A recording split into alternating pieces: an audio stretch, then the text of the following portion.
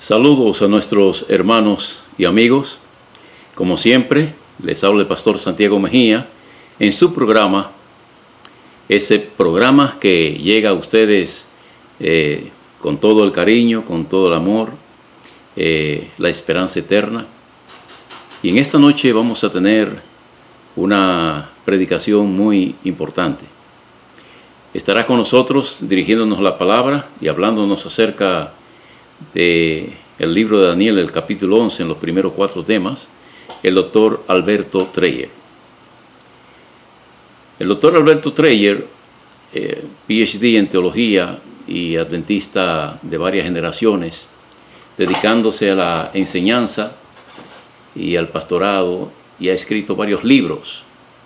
Ha escrito múltiples artículos, entre ellos La expectación apocalíptica del santuario, El jubileo y la globalización, El sello y las trompetas, Las gloriosas promesas del santuario, Los tiempos apocalípticos del santuario, La crisis final en Apocalipsis 4 y otros tantos que ustedes pueden conseguirlo fácilmente conectándose con Amazon. El doctor Alberto Dreyer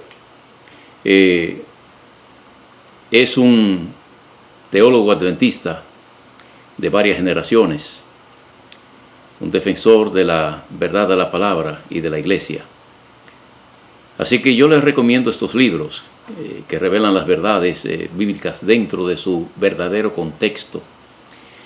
Y el doctor Dreyer tendrá para nosotros algunos temas, como ya dije, importantes, porque tenemos, gracias a Dios, en este tiempo final en el cual vivimos, a hombres dedicados a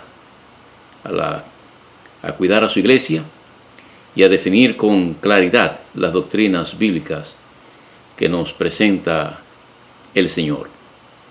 Así que tendremos el tema de esta noche, el príncipe del pacto. Luego tendremos otro tema que será el domingo en la noche, la imposición de la abominación desoladora. Luego tendremos la historia profética del papado romano. Luego tendremos identificando a Babilonia de los últimos días. Y pueden ver a través de la esperanza eterna, que dice Pastor Santiago Mejía, en YouTube y Facebook. Así que localicen esta programación a las 7 de la noche con el doctor Alberto Dreyer.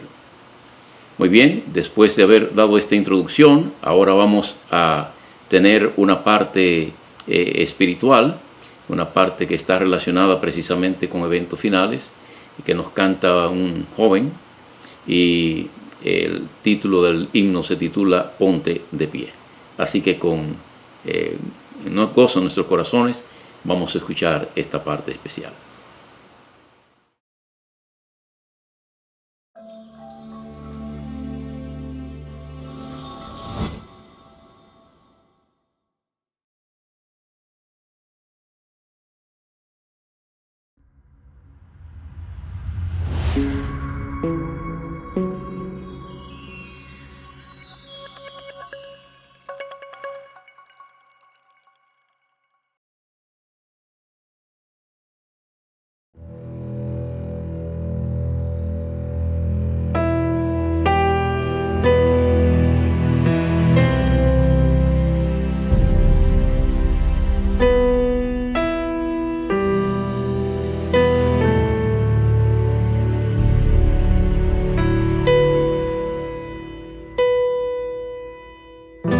Los 3 hebreos decidieron el ser salvados o morir. Ante ellos una imagen de oro, el rey les ordenó servir. El Dios a quien servimos puede librar del fuego, del horno ardiente y de morir. Oh Rey, nos serviremos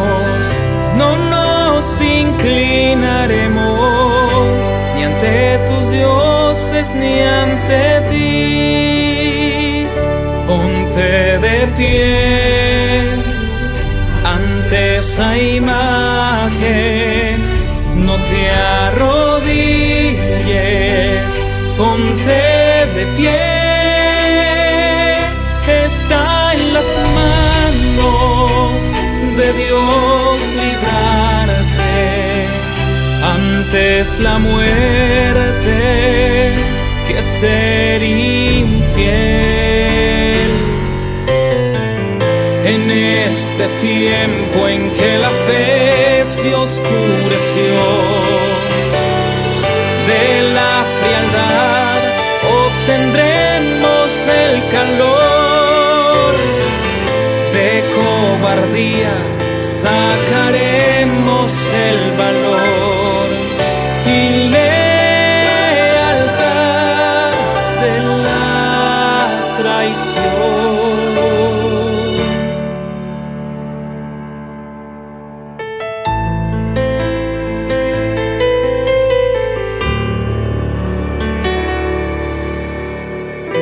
Cuando la religión de Cristo sea burlada sin temer, cuando desprecien sus palabras, cuando se rían de su ley, entonces nuestro celo tendrá que arder en fuego, por la verdad ponerse en pie. Cuando nos abandonen la mayoría, será probada nuestra fe.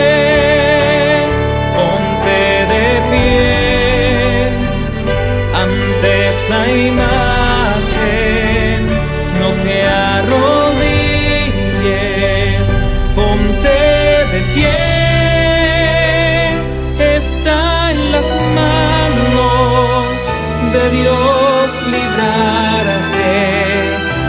Antes la muerte que ser infiel, que ser infiel.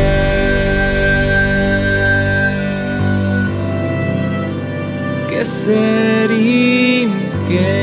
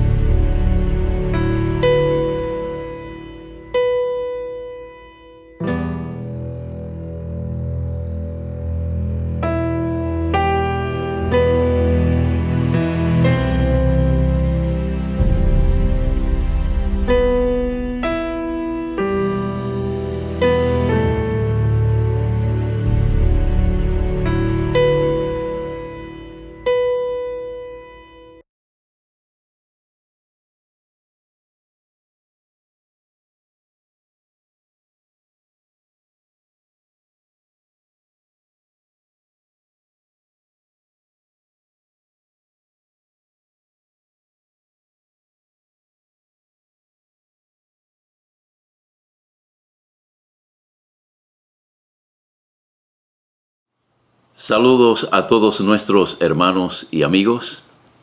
Gracias nuevamente damos por sintonizar este su programa, La Esperanza Eterna. Les habla el pastor Santiago Mejía. Como siempre estamos llevando hacia adelante programas espirituales a través del estudio de las profecías. Continuamos con nuestro invitado, el pastor Alberto Treyer, doctor Alberto Treyer, quien trae para nosotros estudios del capítulo 11 del libro de Daniel. En el tema de esta noche se titula La imposición de la abominación desoladora. Así que con una oración en nuestros corazones, en nuestras mentes, vamos a escuchar al doctor Alberto Trey en la exposición de su palabra. Pero vamos ahora a tener unas palabras de oración. Gracias te damos, Señor, por tu amor, por tus bendiciones. Gracias por la vida que nos das. Gracias por la oportunidad de mirar en tu palabra cuán grande es tu amor. Gracias por darnos en tu palabra el camino abierto para entender que estamos viviendo en los últimos días y hemos de pedirte y hemos de acercarnos a ti para que tú, Señor, pueda bendecirnos abundantemente y darnos la esperanza que hemos abrazado por tanto tiempo, la esperanza del encuentro contigo. Gracias por tu amor. En el nombre de Jesús. Amén. Amén.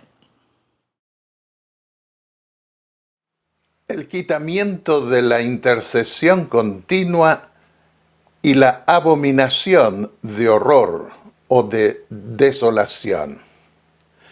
Ese es el tema que vamos a considerar hoy, especialmente al analizar los pasajes de la profecía de Daniel, el capítulo 11, los versículos 23 al 31. Cuando nosotros vamos a tratar de entender o interpretar la profecía de Daniel 11, nos encontramos que tiene muchos detalles que a veces, por no conocerse bien la historia, no se sabe dónde ubicarlos. Y quiero considerar en primer lugar unos pocos principios de interpretación que me guiaron para poder tener una comprensión más precisa, más específica de esta sección. En primer lugar, debemos aceptar el valor trascendente de la profecía, de la palabra de Dios. Muchos quieren limitar a Dios al punto de determinar que no hay posibilidad de mirar hacia el futuro, sino solo a los días del profeta. Pero no, un Dios tan maravilloso que creó un universo adelantándose a millones y millones de años luz, imposible sacar cálculos humanos. ¿Cómo no iba a poder adelantarse en cada aspecto de la vida y el desarrollo de los seres humanos en este planeta?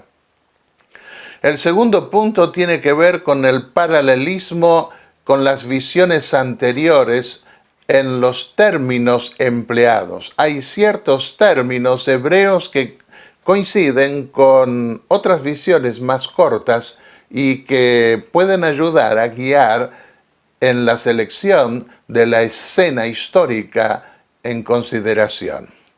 En tercer lugar, vemos hechos sobresalientes en la historia del conflicto entre el bien y el mal. Esos hechos sobresalientes debemos nosotros considerarlos cuando estudiamos esta profecía. No buscarnos cosas aisladas, sino ver los grandes pincelazos que Dios escogió para señalar el desarrollo de la historia de ese conflicto entre el bien y el mal hasta su conclusión. En cuarto lugar, el texto y la historia deben coincidir en todo. Debe fluir la historia con el texto de una manera, si se quiere, cómoda o fácil, no demasiado rebuscada. Y en quinto lugar, cuando se habla de rey del norte y rey del sur, tenemos que tener en cuenta que a menudo se refiere a reinos y no necesariamente a reyes. Si comparamos Daniel 7:17, donde habla de reyes, 4 reyes, después vemos en el versículo 23 que se refiere a un cuarto reino, es decir, está hablando de reinos. Y en sexto lugar, los hechos históricos se los juzga a la luz del Evangelio puro de Cristo. nos identificamos con el pueblo fiel de la Biblia a lo largo de todos los siglos, no con esos poderes opresores que quitaron la libertad y el poder del Evangelio para recurrir a los poderes estatales e imponer sus dogmas, su religión. Bueno, recordemos que en el versículo 22 de Daniel 11, el príncipe del pacto iba a ser quebrantado, y eso ocurrió con Roma pagana, el rey del norte. Pero también iba el rey del norte o Roma pagana a perseguir a sus seguidores, a quebrantarlos durante los 3 primeros siglos, como sucedió en los circos romanos, especialmente como el símbolo mayor de opresión cruel, sanguinaria de ese imperio pagano. El pasaje de Daniel 11:23 dice: y después del pacto con él, con el príncipe del pacto, con Cristo, él, el rey del norte, el emperador romano, engañará y subirá. Hay un texto causal, como llaman los teólogos, que está en Daniel 8:23. Con su sagacidad hará prosperar el engaño en su mano.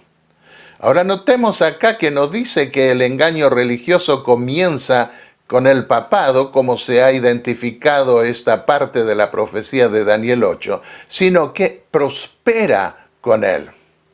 Y el texto consecuente es Daniel 11:23, engañará y subirá. El engaño comienza antes, con la unión del cristianismo con el paganismo.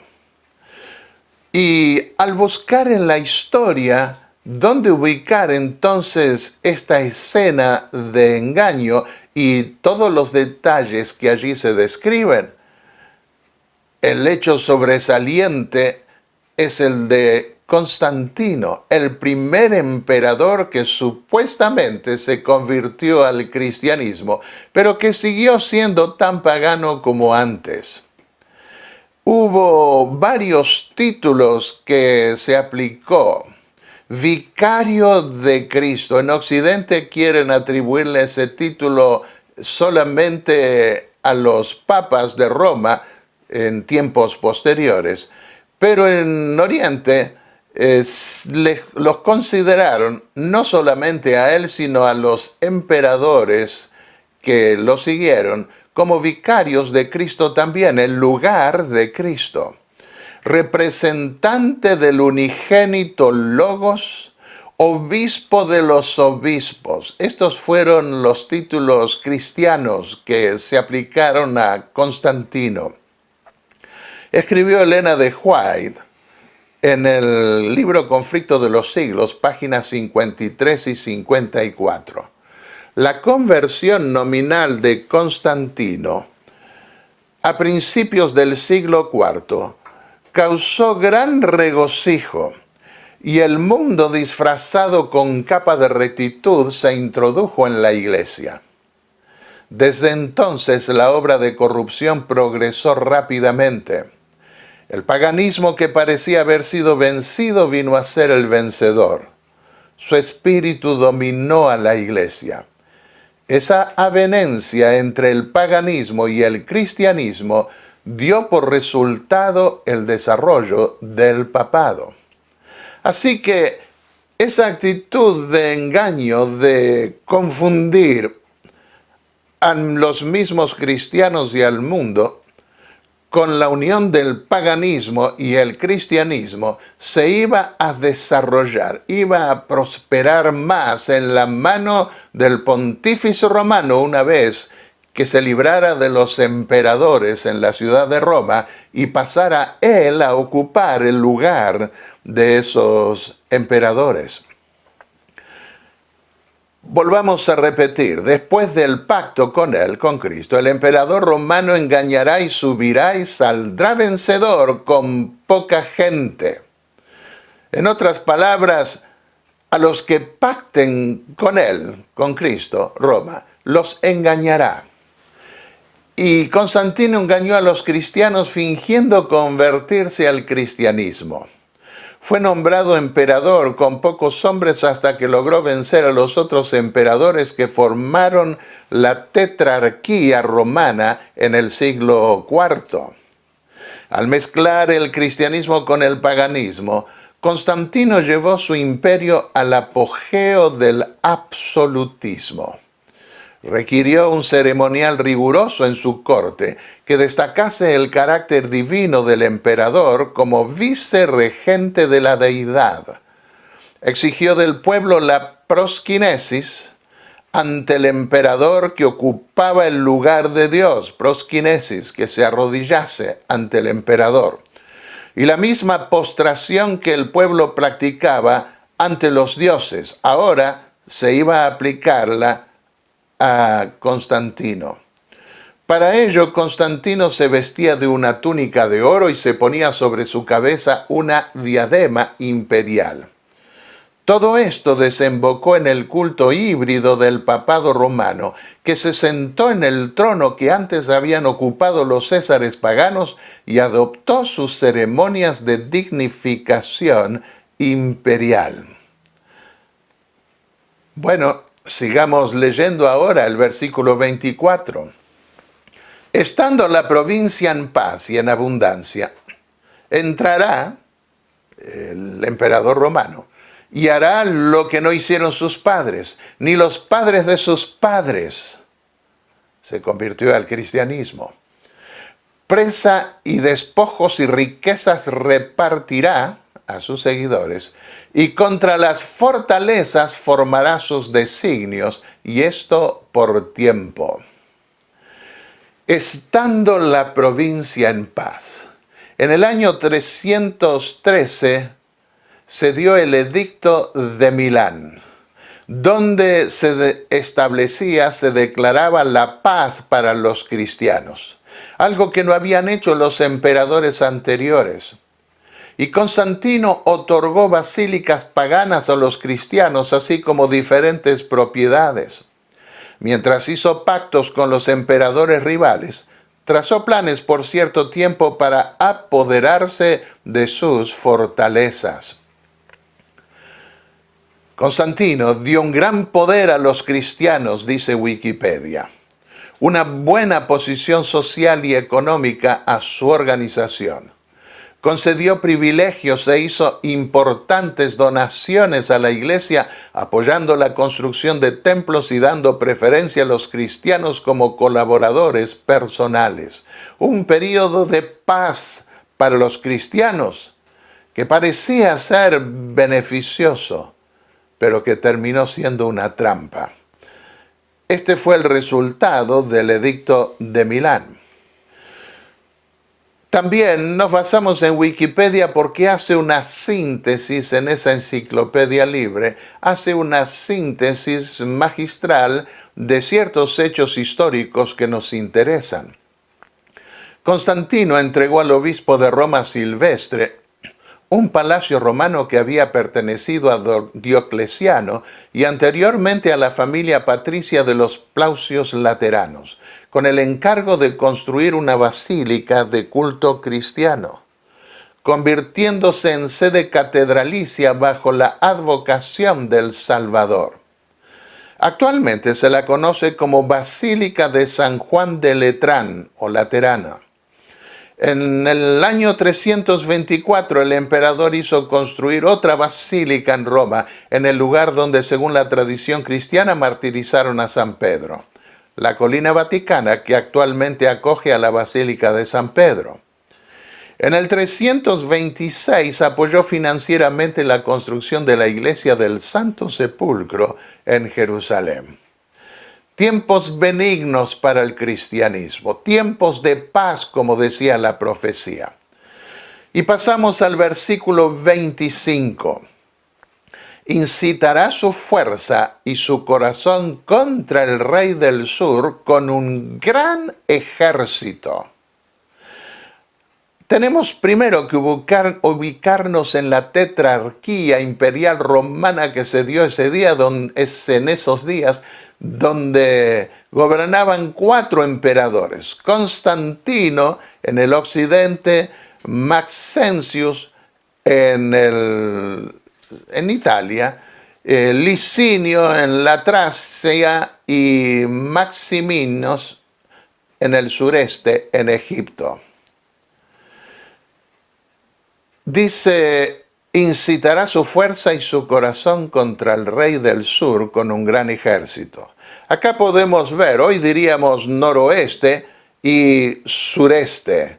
También dicen hoy occidente y oriente.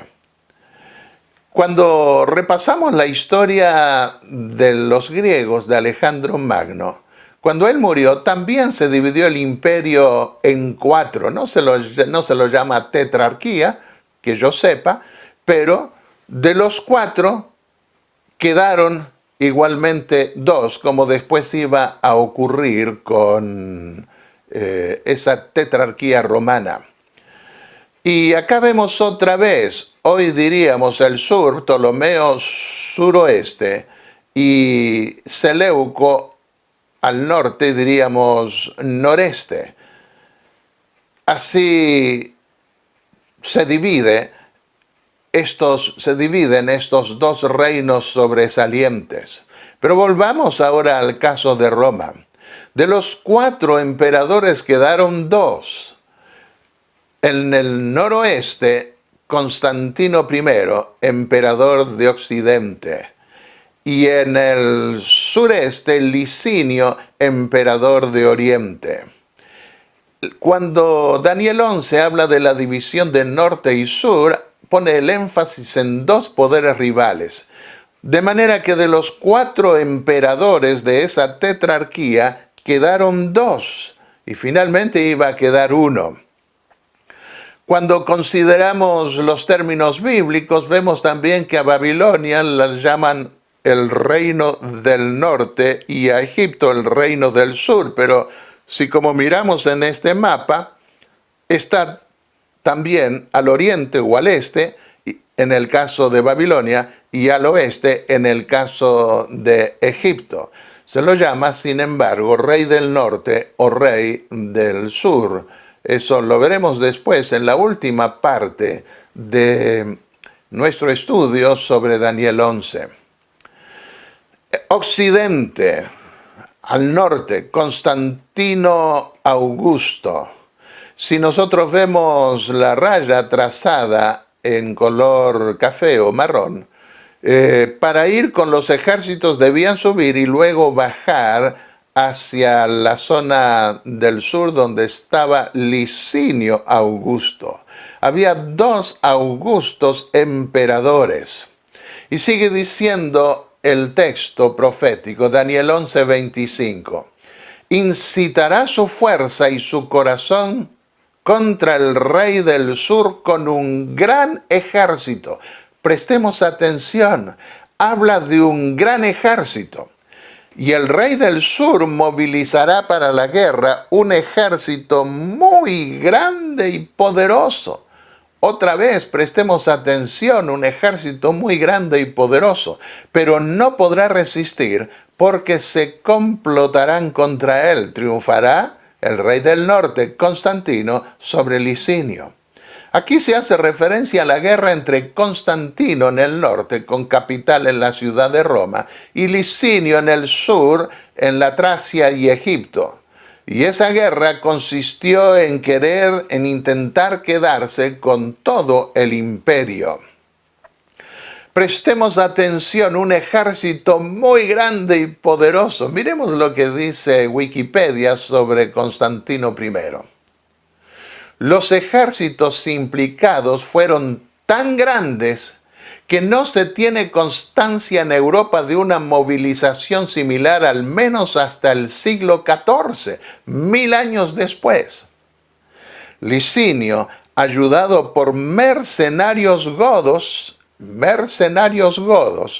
representaba el pasado y la antigua fe del paganismo. Constantino y sus francos marcharon bajo el estandarte cristiano del Lábaro y ambos bandos concibieron el enfrentamiento como una lucha entre religiones, entre el paganismo puro y el cristianismo mezclado con paganismo. Supuestamente rebasados en número, aunque enaltecidos por su celo religioso, el ejército de Constantino resultó finalmente victorioso. Y pasemos al siguiente versículo, Daniel 11, 26. Allí dice: aún los que comen su pan de la porción del rey del sur, le destruirán, y su ejército será destruido, y caerán muchos muertos. Los historiadores destacan la cantidad impresionante de muertos en esas batallas. Las masacres impresionantes de Constantino no lo muestran como un hombre convertido al cristianismo. Bueno, aquí me encontré con un punto que me hizo trastabillar en mi investigación histórica. Porque dice que los que comen de su pan le destruirán. Pero los textos históricos dicen que fue Constantino el que mandó matar a Licinio. ¿Y cómo podemos entender entonces que los que comen de su pan le destruirán? Así que yo me dije, bueno, pero ¿quiénes ejecutaron esa orden de Constantino? Y comencé a investigar y no podía encontrar. Pasé mucho tiempo hasta que de repente apareció un dato. Y ese dato dice: los godos mercenarios de Licinio lo ejecutaron por orden del vencedor Constantino. Lo mandó matar por los mismos que se alimentaban del rey, a quienes el rey les pagaba para complotarse contra Constantino.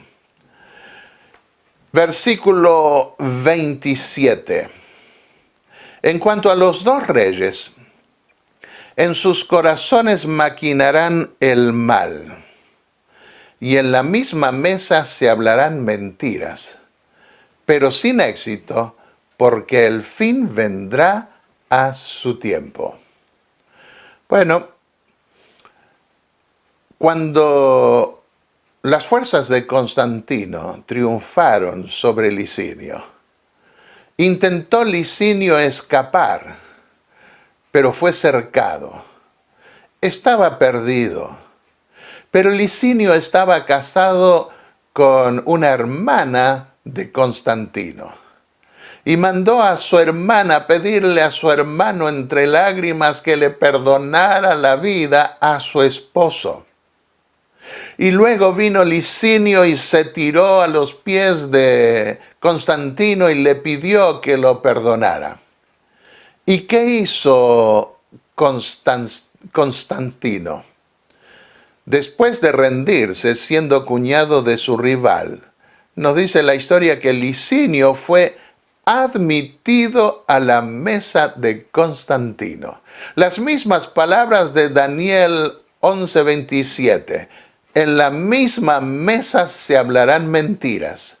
Porque por un lado Constantino seguía pensando cómo deshacerse de él y Licinio cómo lograr rebelarse otra vez.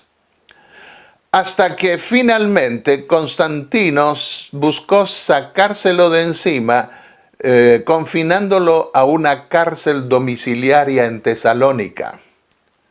Allí Licinio intentó rebelarse, buscando congraciarse otra vez con los godos.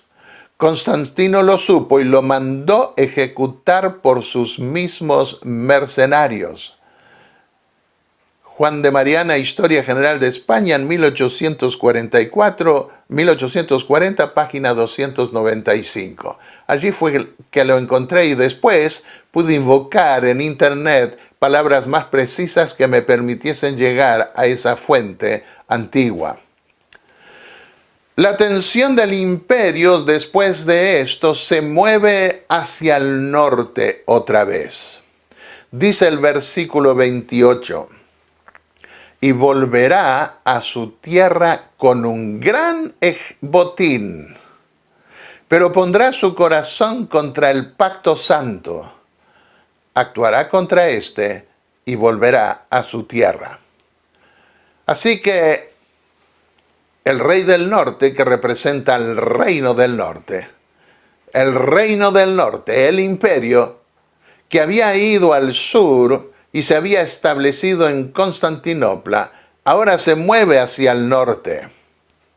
En febrero del año 360, la tropa y oficiales aclamaron emperador de Occidente a Juliano, desligándose de Constancio II. Tuvo la suerte de que le llegara un comunicado anunciándole la repentina muerte de Constancio II y la cesión testamentaria del poder imperial a Juliano II, y se convirtió así en el único Augusto del imperio. Decía el versículo 28, volverá a su tierra, al norte de donde salió, con un gran botín, porque triunfó. Pero pondrá su corazón contra el pacto santo, actuará contra éste y volverá a su tierra.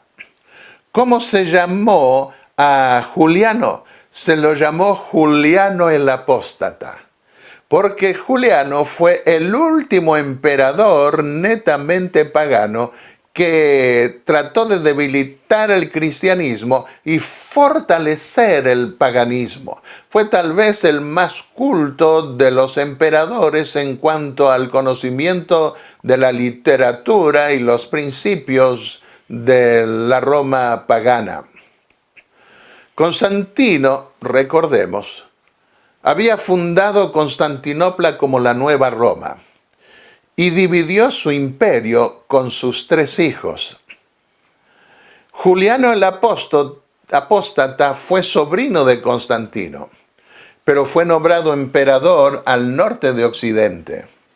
Luego murió Constancio, quien reinaba en Constantinopla, dejando como único sucesor del imperio otra vez unificado a Juliano. Las guerras victoriosas de Juliano se dieron en el norte del imperio occidental contra los alamanes y contra los francos. Y Juliano el Apóstata fue el último emperador abiertamente pagano. Apoyó el paganismo en desmedro del cristianismo. Leamos lo que dicen los historiadores.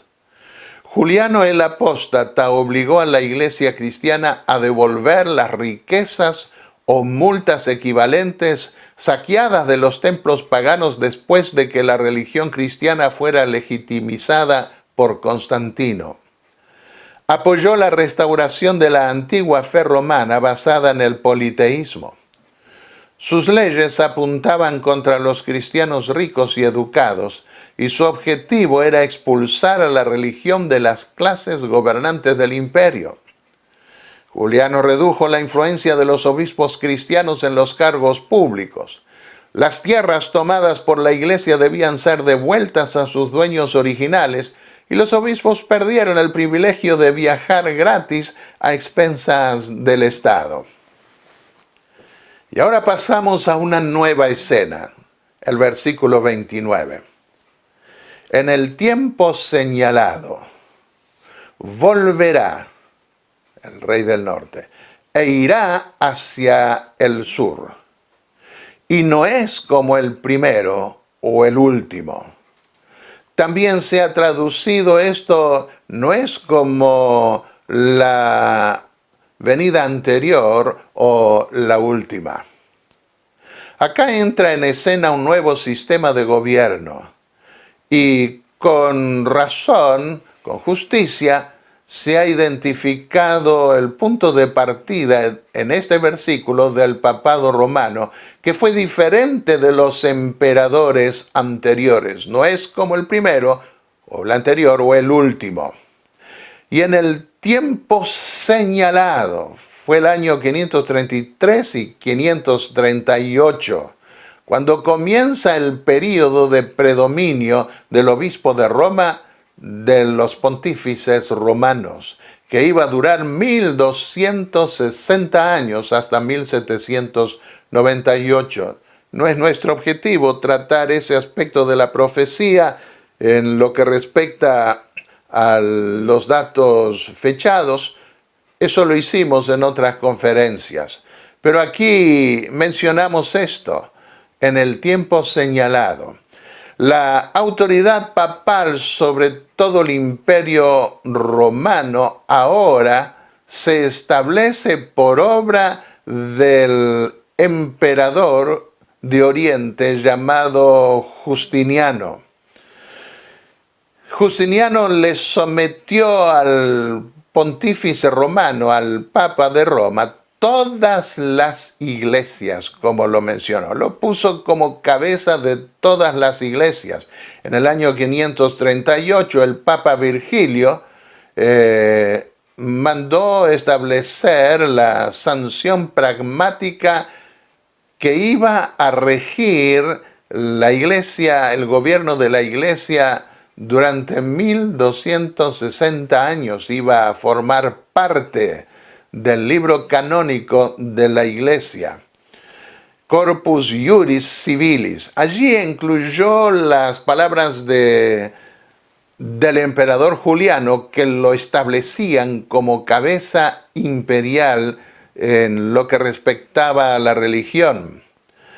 Y le sometió el Oriente. En el 533 también le sometió al Papa los arrianos vándalos en el sur, y a Roma mismo la liberó en el año 538 y puso como Papa a Virgilio. ¿Qué escribió el emperador? Nos hemos comprometido a unir todos los sacerdotes del este, del sur, y sujetarlos a la sede de su santidad. Tú eres la cabeza de todas las santas iglesias, por lo que nos comprometemos en toda forma a incrementar el honor y autoridad de vuestra sede.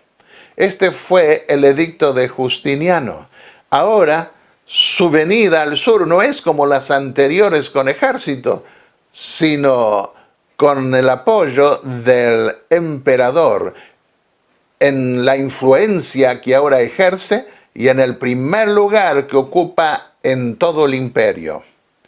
Decretamos, dijo Justiniano, que el Santísimo Papa de la Mayor Roma es el primero de todo el sacerdocio, y que el más bendito arzobispo de Constantinopla, al sur, la Nueva Roma, debe mantener el segundo rango después de la silla apostólica mayor de Roma. Constantinopla fue fundada por Constantino como la segunda o Nueva Roma, pero ahora Justiniano establece al Papa aún por encima del patriarca de Constantinopla. Una vez que murió Justiniano, es interesante, el patriarca de Constantinopla equiparó la supremacía papal a la del anticristo que iba a venir y se rebeló contra esa hegemonía y supremacía del obispo de Roma. Bueno, podemos ver aquí cómo estaba dividido Imperio de Occidente y Imperio de Oriente, con Constantinopla de capital, aunque puede también interpretárselo como lo vimos recién, como reino del norte y reino del sur. El versículo 30 dice: porque vendrán contra él naves de Quitim, y se desanimará. Volverá y se enfurecerá contra el pacto santo y actuará contra él. Volverá, pues, y favorecerá a los que abandonen el pacto santo. ¿Cuáles son esas naves de Quitim? Originalmente esta fue una referencia a Chipre, siglos antes, pero pasó a representar las costas del Mediterráneo. Y esta es una referencia a los musulmanes que vinieron seguidamente. Decía el sultán Ibn Khaldun que los cristianos no pueden ya hacer flotar una tabla en el mar. Y el historiador belga Pirene dijo: el Mediterráneo occidental es un lago musulmán. Así que ahora el papado romano perdió sus contactos con Oriente debido a que el mar ya no le servía como acceso para llegar al Oriente y recibir poder del Oriente.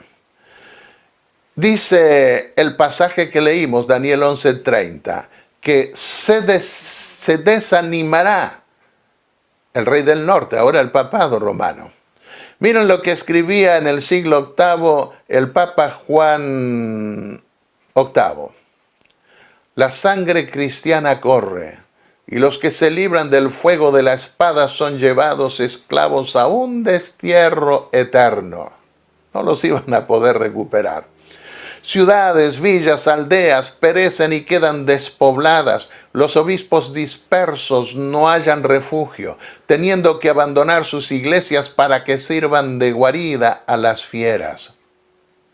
Ha llegado verdaderamente la hora de exclamar: felices aquellas cuyas entrañas son estériles y cuyos pechos no han amamantado. ¿Quién me dará rollos de lágrimas para llorar la ruina de la patria? La reina de las naciones, la madre de las iglesias, está desconsolada y solitaria. Oh, día de tribulación y de angustia, día de miseria y de calamidades. Se desanimará.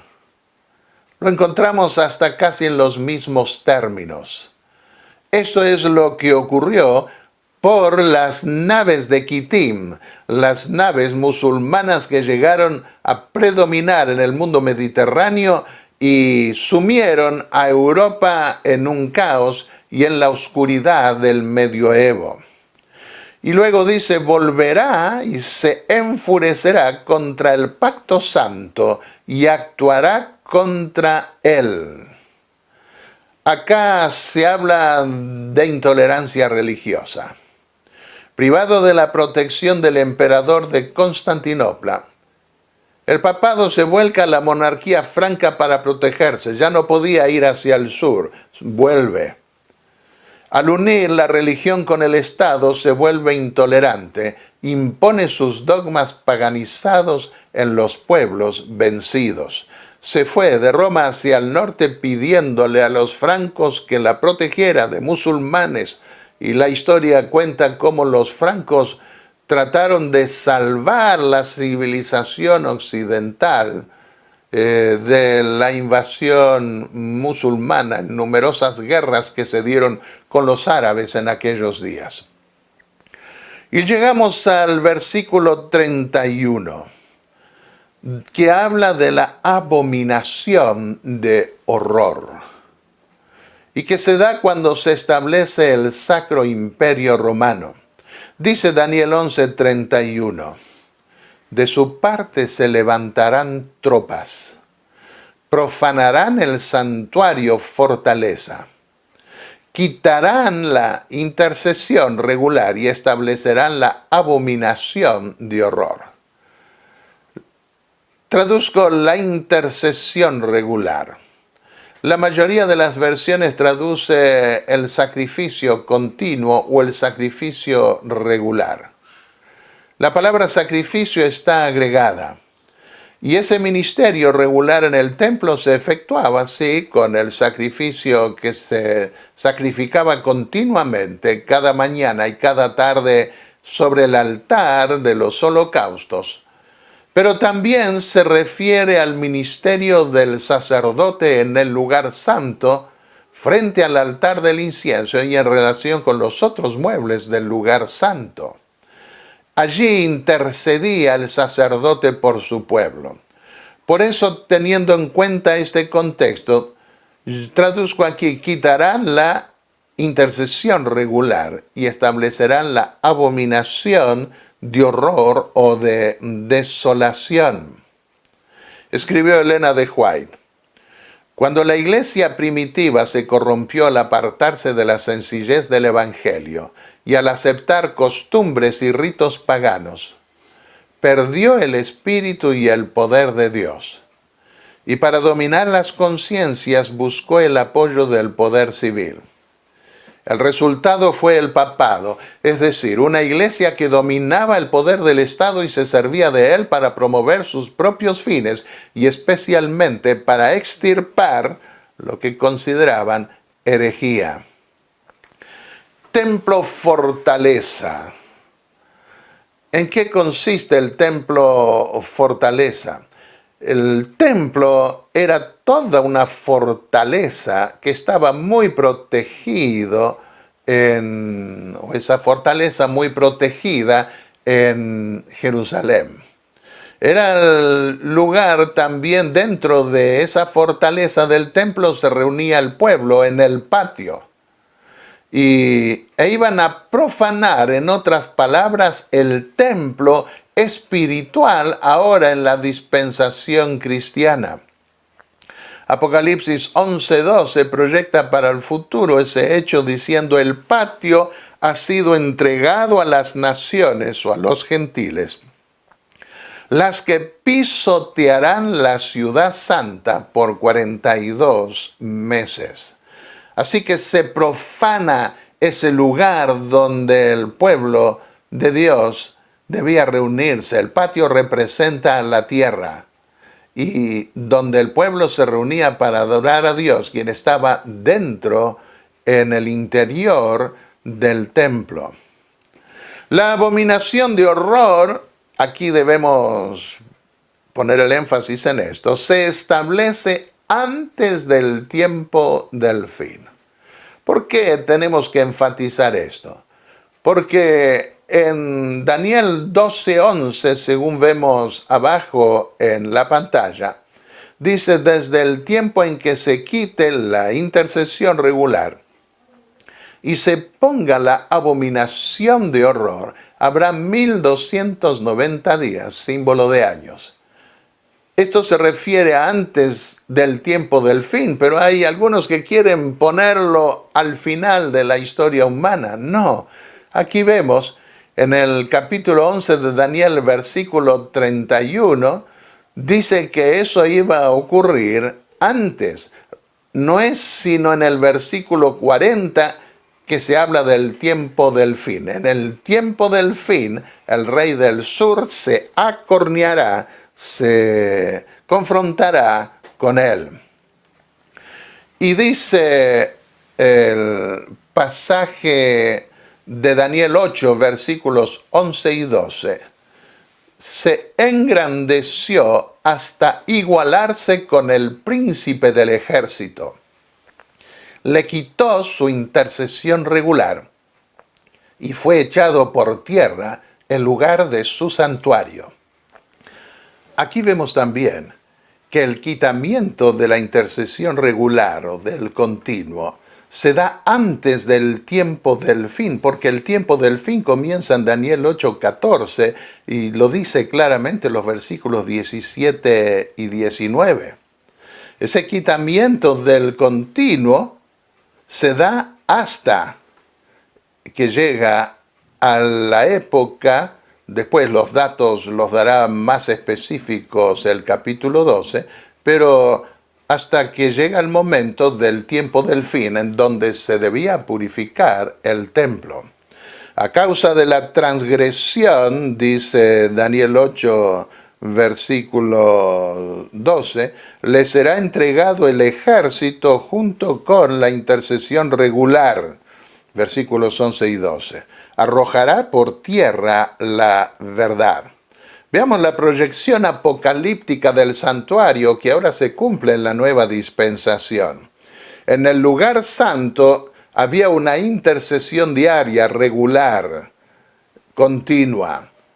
Y en el lugar santísimo había una intercesión final que se daría en el tiempo del fin con el juicio final.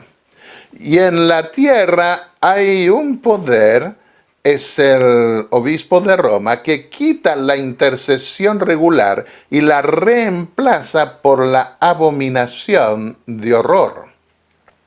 La intercesión regular en el lugar santo del templo celestial se extiende hasta la purificación del santuario en el lugar santísimo en el tiempo del fin.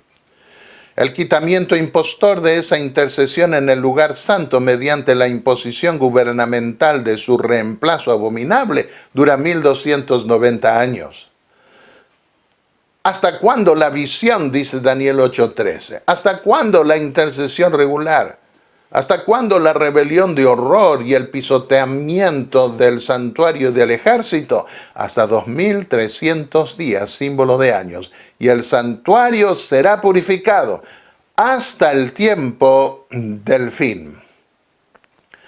Cuando se da la intercesión final en el lugar santísimo, esta vez del templo celestial.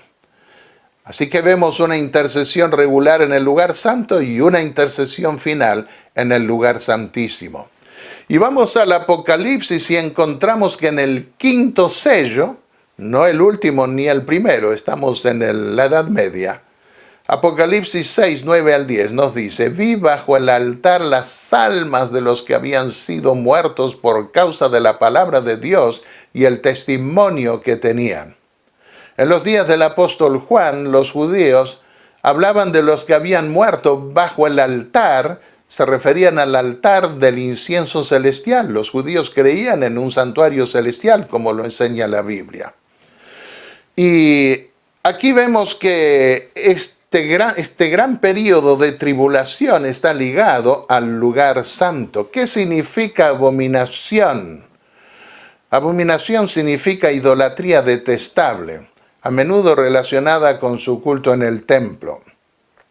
Dice Deuteronomio 29, 17. Sus abominaciones, dice Dios, y los ídolos de madera y de piedra, de plata y de oro. Tiene que ver entonces con la idolatría, pero una idolatría que a la vista de Dios es horrenda, es detestable. Ezequiel 11:21, su corazón va detrás de sus cosas detestables y abominaciones. Ezequiel 5:11, ustedes han profanado mi santuario con todos sus ídolos detestables y con todas sus abominaciones. Profanará el santuario con ídolos también, con esas abominaciones. Ezequiel 20:30, se contaminarán a la manera de sus padres y se prostituirán tras sus abominaciones. Shomem. Acá vemos Shomem, Sikus o Sikusim. Horror, desolación, abominación de horror junto con la palabra abominación. Daniel 8:27 dice, estaba espantado Shomem por la visión de las rebeliones o abominaciones en el templo de Dios. Horrorizado se refiere a un horrible estupor. Rasgué mi vestido, dijo Esdras 9:3, y mi manto, y arranqué pelo de mi cabeza y de mi barba, y me senté angustiado en extremo, conmocionado, devastado. Otro pasaje, Levítico 26:31. Dejaré en ruinas vuestras ciudades, desolaré, Shomem, vuestros santuarios, y no oleré vuestros suaves aromas. Tiene que ver con lugares desolados, arruinados, destruidos. Se trata de una idolatría horrenda, detestable, que produce desolación y destrucción. La primera abominación que encontramos iba a ser una parábola de la futura abominación del papado. Tuvo que ver con la destrucción de Jerusalén, pero más que con la destrucción de Jerusalén, con los estandartes idolátricos de los soldados paganos en suelo sagrado. Decía Daniel 9:27, sobre un lugar del templo habrá abominaciones de desolación, plural, o que producen horror. hasta que la destrucción determinada se dé sobre el lugar desolado, es decir, sobre el templo o sobre la ciudad. Y hay dos abominaciones que encontramos. El culto imperial se veía en sus estandartes con la figura del emperador que era endiosado, semidivinizado. Y en la segunda abominación, bajo la Roma papal, no es ya el emperador, sino el Papa de Roma, el pontífice romano, el que es adorado, un culto papal. Se arrodilla la gente delante de él, le confiesa sus pecados como si fuera Dios, y aunque quieran decir que eso no es adoración, es un acto que tiene que ver con algo equivalente. Con respecto a la primera abominación, el emperador Calígula exigió que se lo honrase como Dios poniendo su estatua en el templo de Jerusalén en el año 40. Hubiera sido una terrible abominación para los judíos, pero murió antes de poder hacerlo. Jesús habló de la primera abominación y dijo: cuando vean Jerusalén rodeada de ejércitos, Lucas 21:20. Cuando vean la abominación de horror en el lugar santo, de la que habló el profeta Daniel, el que lee, entienda. Mateo 24:15. En el libro El conflicto de los siglos, página 29, escribió Elena de White: tan pronto como los estandartes idolátricos del ejército romano idólatra fuesen clavados en el suelo sagrado, que se extendía varios estadios más allá de los muros, los creyentes en Cristo debían huir. Y aquí vemos el estandarte romano con la figura del emperador. Pero después exigieron los papas que se hiciera lo mismo que requerían con los emperadores, que requería la prosquinesis o el inclinarse, arrodillarse delante del Papa, y le pusieron títulos blasfemos que le corresponden solo a Dios: Santo Padre, su santidad.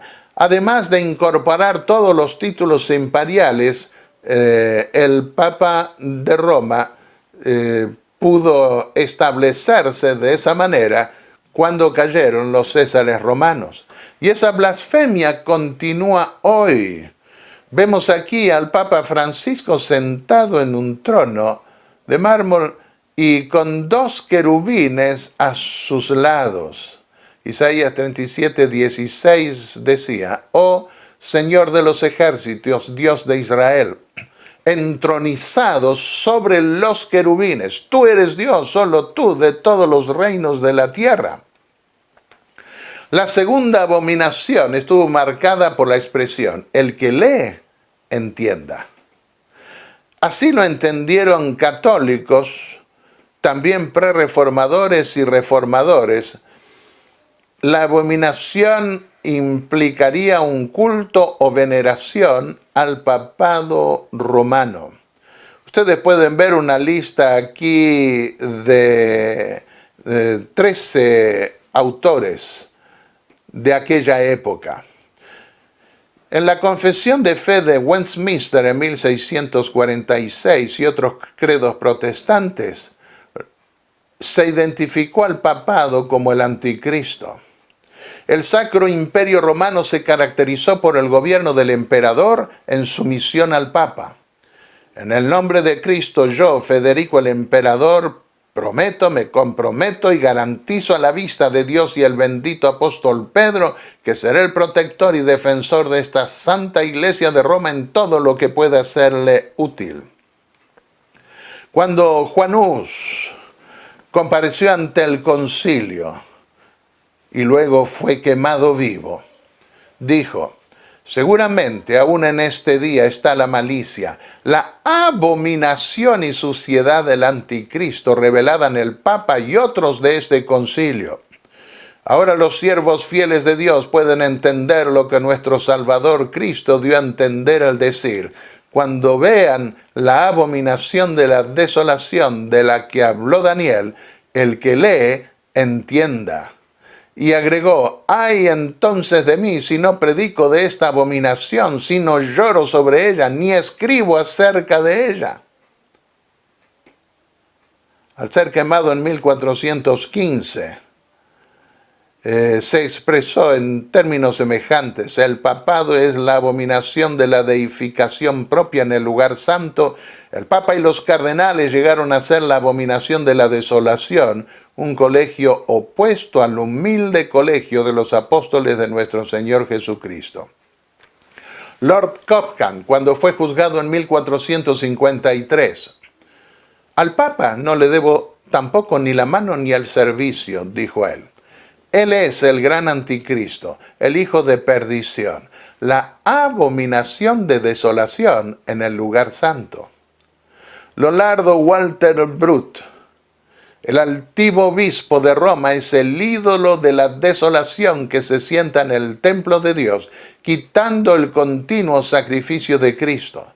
Este ídolo debe ser revelado al pueblo cristiano por el testimonio de Daniel, del que Cristo habló en el Evangelio, cuando veáis la abominación de desolación de la que habló Daniel el profeta. Trato a fondo estos temas con muchos más datos históricos en este libro que escribí, Los tiempos apocalípticos del santuario, confirmación bíblica, histórica y astronómica.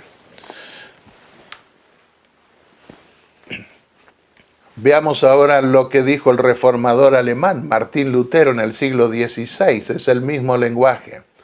El reino del Papa es una ira horrible de Dios, una abominación de desolación que se establece en el lugar santo, como dijo Cristo al hablar directamente de ello. El que lee, entienda. Cuán diferentes son los términos que hoy emplean los protestantes. Ha cambiado el tono. ¿Y a qué se debe? A una gran apostasía que llevará a la crisis final, de la que hablaremos especialmente al tratar la última parte de Daniel 11.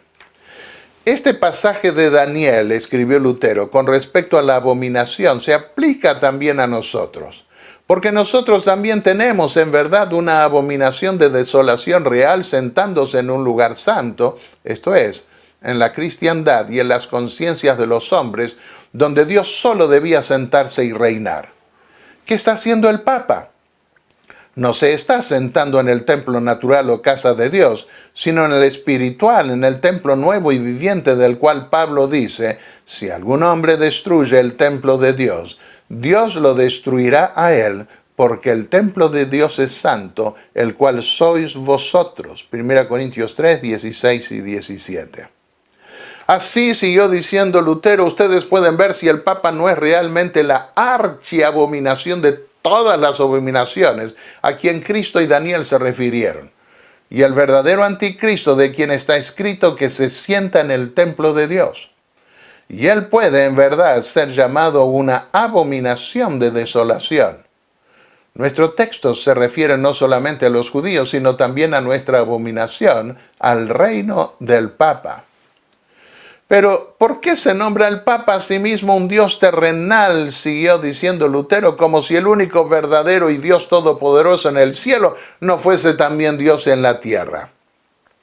Esta es la abominación de la desolación que ha reinado hasta nuestro tiempo, pero que ahora ha sido revelada por la gracia de Dios.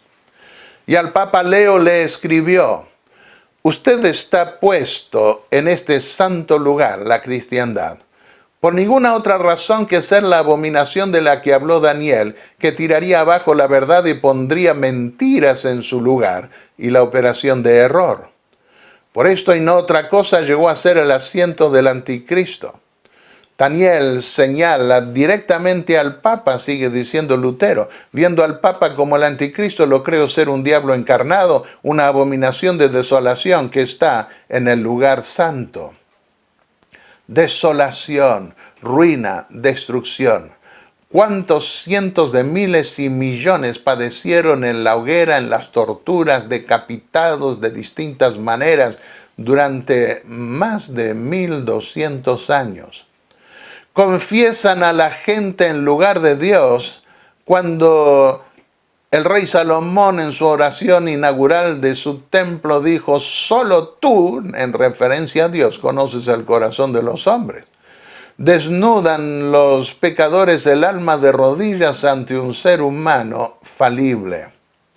La herencia blasfema del papado que recibió de los príncipes de este mundo, Egipto, Babilonia, Persia, Grecia y Roma, no cambió hasta hoy.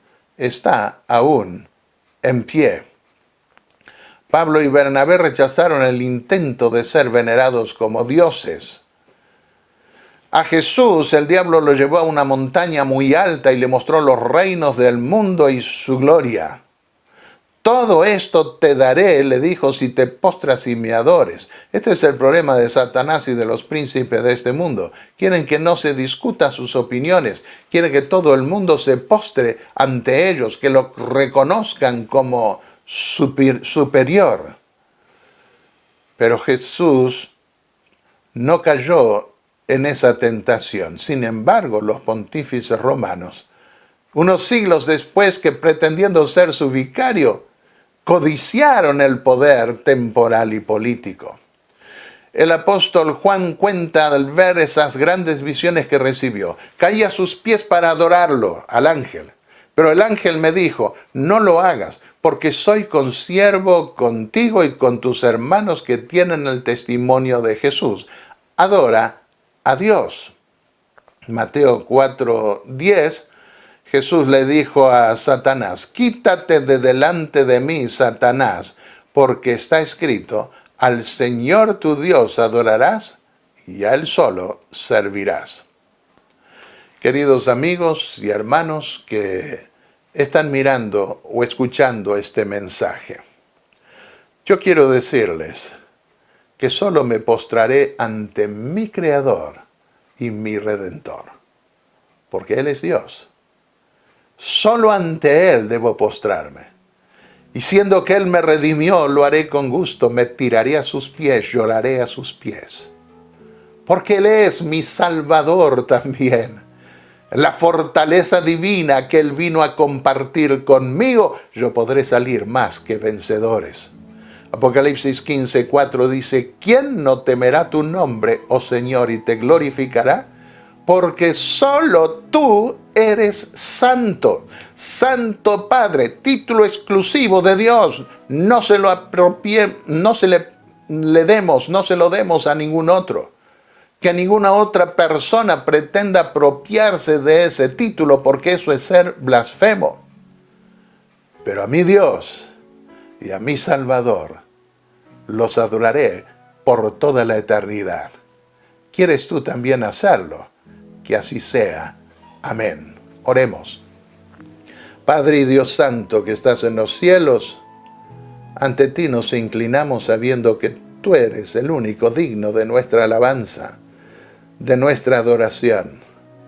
Queremos pedirte que dirijas nuestra vida y al contemplar en grandes bosquejos y pincelazos la historia del gran conflicto entre el bien y el mal, en este caso en la profecía de Daniel 11. Queremos pedirte, Señor, que abras nuestra mente, nuestro entendimiento, para saber en qué momento estamos viviendo y cuán pronto está el día en que podremos morar para siempre contigo en tu reino. Ayúdanos a vencer, te lo pedimos en el nombre de Jesús, nuestro Salvador. Amén.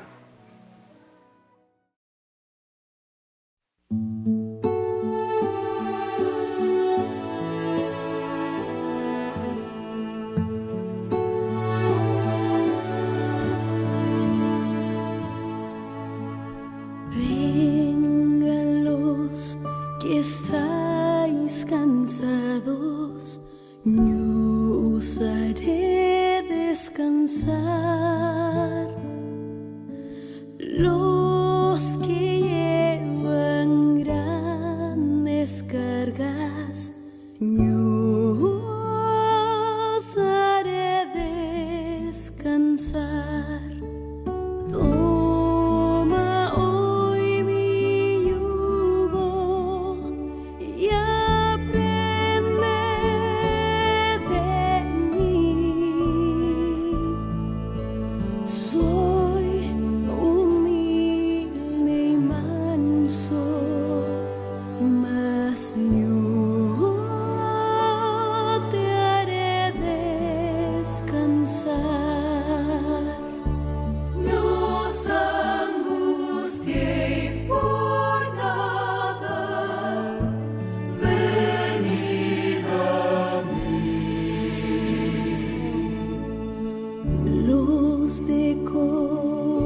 corazón quebrado, miedos y pesar, vengan a mis fuertes brazos. Yo te haré descansar, pues mi yugo es fácil, ligera mi carga. Dame tus angustias y yo te haré descansar. Vengan los que estáis cansados, yo os haré descansar.